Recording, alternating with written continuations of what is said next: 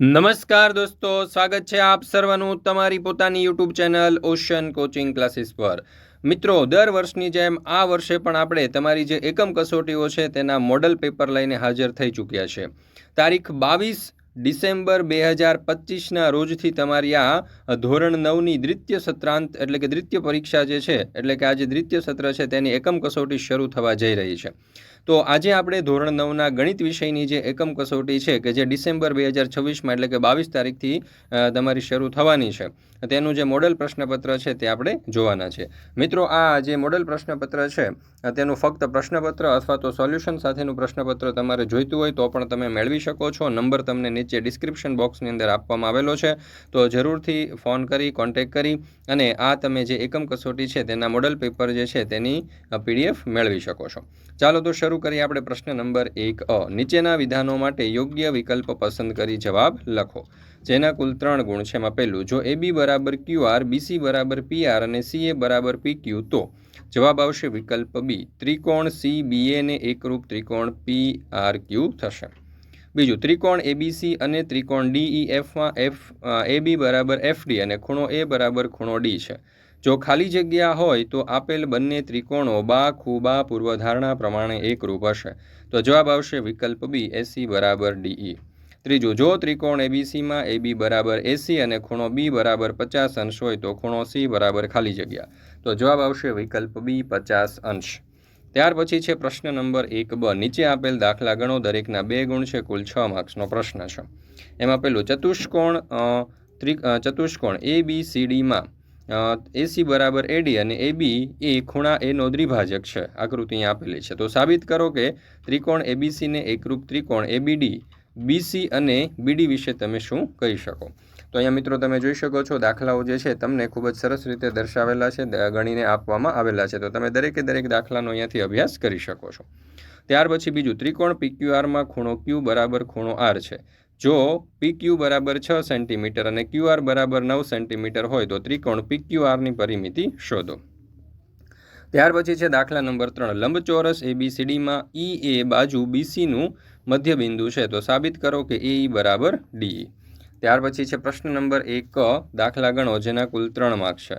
એમાં પહેલું, જેમાં AB બરાબર AC હોય તેવા સમદ્વિબાજુ ત્રિકોણ ABCમાં ખૂણો B અને ખૂણો Cના દ્વિભાજકો એકબીજાને Oમાં છેદે છે।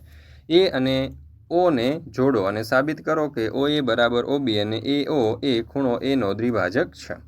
ચાલો, ત્યાર પછી તમારા માટે મિત્રો ખાસ મહત્વની સૂચના છે કે ધોરણ 9 અને 10ની એકમ કસોટીઓ જે છે, પ્રશ્ન બેંક આધારિત એકમ કસોટીઓ કે જે ડિસેમ્બર 2025માં લેવાની છે, તેના દરેક વિષય જે છે તેના મોડલ પ્રશ્નપત્ર અને દરેક વિષયની ઓરિજિનલ એકમ કસોટીઓના ઓરિજિનલ એકમ કસોટીઓના જે પ્રશ્નપત્ર છે તે આપણી ચેનલ ઉપર ઉપલબ્ધ છે। અહીંયા તમે જોઈ શકો છો મોબાઈલ નંબર આપેલો છે 7046222254, તો વોટ્સઅપ પર PDF મેળવવા માટે તમે આ નંબર ઉપર કોન્ટેક્ટ કરી શકો છો। એક વિષયના માત્ર ને માત્ર 50 રૂપિયા છે, જ્યાં તમને ક્વેશ્ચન પેપર અને તેનું સોલ્યુશન પણ મળી જશે। તો દરેકે દરેક વાલીઓ, વિદ્યાર્થીઓ અને શિક્ષક મિત્રોએ કે જેઓ પણ ધોરણ 10ની એકમ કસોટી સાથે જોડાયેલા છે, આપવાના છે અથવા તો લેવાના છે, તેમને આ એકમ કસોટી જે છે તે ખૂબ જ ઉપયોગી થશે।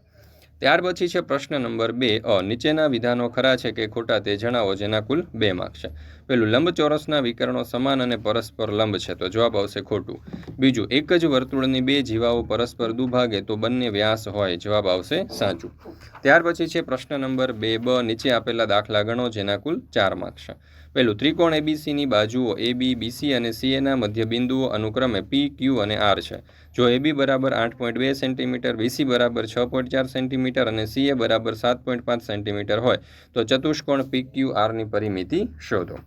ત્યાર પછી છે દાખલા નંબર 2, ચક્રીય ચતુષ્કોણ ABCDના વિકર્ણો AC અને BD બિંદુ Pમાં છેદે છે। જો DBC બરાબર 70 અંશ અને ખૂણો BAC બરાબર 30 અંશ હોય તો ખૂણો BCD શોધો। ચાલો, ત્યાર પછી છે પ્રશ્ન નંબર 2 નીચેના દાખલા ગણો, જેના કુલ 3 માર્ક છે।